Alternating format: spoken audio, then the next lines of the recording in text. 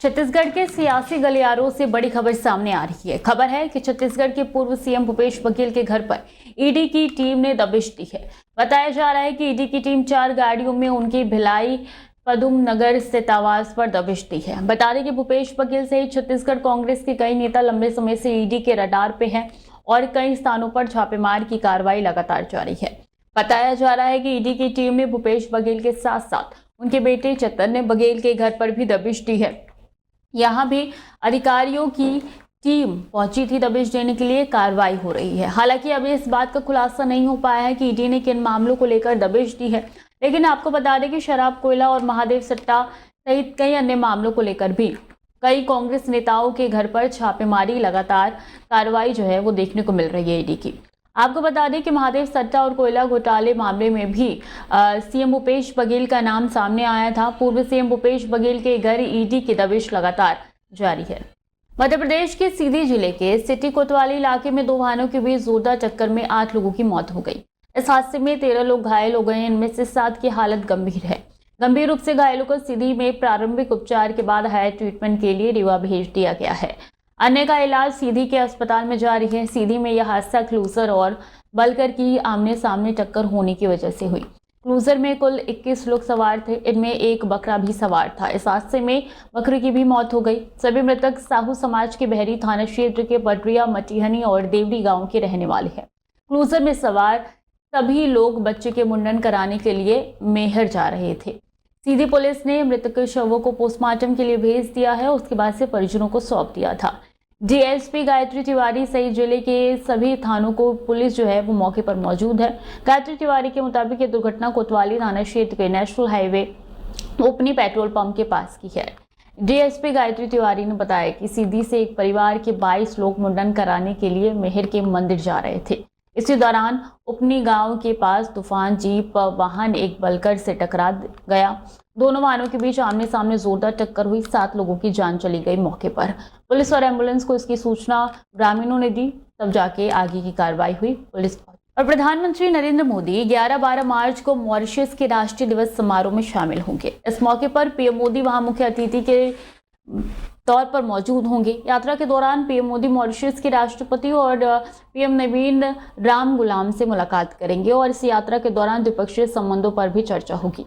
आपको बता दें कि 2015 के बाद पीएम मोदी की ये दूसरी मॉरिशस यात्रा होगी। इस दौरान भारतीय दूतावास से मॉरिशस सनातन धर्म टेम्पल्स फेडरेशन के अध्यक्ष गुरबीन भोजराज को भी न्योता दिया गया है। वो दोनों ही दिन शामिल होंगे। ये संस्थान मॉरिशस में सनातन धर्म को बढ़ावा देने का काम कर रही है। इसके साथ ही वहाँ बच्चों को गुरुकुल की शिक्षा भी दे रही है।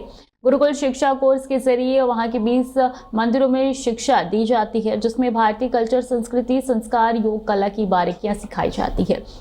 इसके साथ ही हर भारतीय त्योहार में यहाँ भव्य आयोजन किया जाता है, जिसमें मॉरिशस में रहने वाले भारतीय शामिल होते हैं।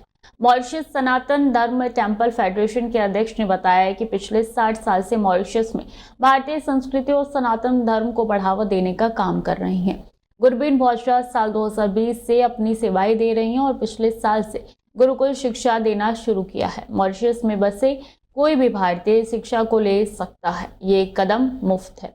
पूरे मॉरिशस में कुल 351 मंदिर है, संस्थान के अंतर्गत आती है, जिसमें 20 मंदिरों में अभी गुरुकुल की शिक्षा दी जाती है, जिसमें कई तरीके की चीज़ें सिखाई जाती हैं, बारीकियां भी पढ़ाई जाती हैं और ये काफ़ी महत्वपूर्ण हो जाता है। बात करेंगे तमिलनाडु की, जहां पे देश में मार्च महीने में ही भीषण गर्मी पड़ रही है, जिसके कारण आग लगने की घटनाएं बढ़ती जा रही है।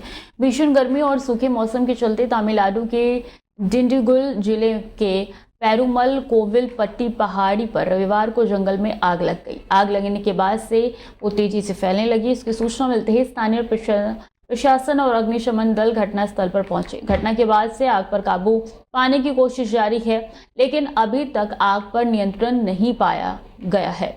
आग लगने के बाद ड्रोन से वीडियो भी सामने आई है। वीडियो में आग की लपटें और धुआं साफ तौर पे दिखाई दे रही हैं। फिलहाल आग की स्थिति पर ज़्यादा जानकारी अभी तक निकल के सामने नहीं आई है।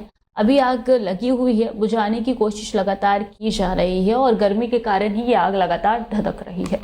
और आईसीसी चैंपियंस ट्रॉफी के खिताबी मुकाबले में भारतीय क्रिकेट टीम की जीत के बाद मध्य प्रदेश में इंदौर जिले के महू में दो पक्ष में बवाल हो गया। स्थानीय लोगों का कहना है कि इस दौरान जीत का जश्न मनाने के लिए रैली निकाल रहे लोगों के एक समूह पर कथित तौर पर दूसरे पक्ष के लोगों ने पथराव कर दिया। हालांकि मौजूदा हालात नियंत्रण में है और इसके में इलाके में सुरक्षा तैनात कर दी गई है। इंदौर के आयुक्त आशीष सिंह का कहना है कि कैसे हुआ इसका पता बाद में लगाया जाएगा, अभी हालात नियंत्रण में है। मौजूदा हालात की बात करें तो महू में हुई हिंसा के बाद अब हालात पूरी तरीके से कंट्रोल में है, काबू पा लिया गया है। देर रात तक इलाके में तनाव की स्थिति बन गई थी, लेकिन सुबह से हालात सामान्य नजर आ रहे हैं। पुलिस ने 13 लोगों को गिरफ्तार कर लिया है और वीडियो फुटेज के आधार पर उपद्रवियों की तलाश भी बाकी जारी है। नकाब पहनकर पथराव और पेट्रोल बम फेंकने वालों की पहचान भी की जा रही है। मऊ में बीती रात हुए उपद्रव में गाड़ियों में आग लगा दी गई, मंदिर में पथराव किए गए, जिसकी वीडियो निकल के सामने आ रही है। बताया जा रहा है कि उपद्रव की शुरुआत जामा मस्जिद से हुई, जब भारत की जीत का जश्न मनाने निकले युवाओं पर पथराव हुआ।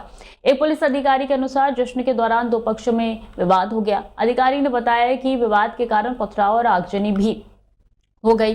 पुलिस उप निरीक्षक महानिरीक्षक निशीम अग्रवाल ने बताया कि चैंपियंस ट्रॉफी में भारत की खिताबी जीत के जश्न में महू में रैली निकाली जा रही थी। इस दौरान कुछ लोगों में कहासुनी हो गई और दो पक्षों में भी विवाद बढ़ गया। आगजनी का रूप इसने ले लिया। फिलहाल हालात नियंत्रण में है।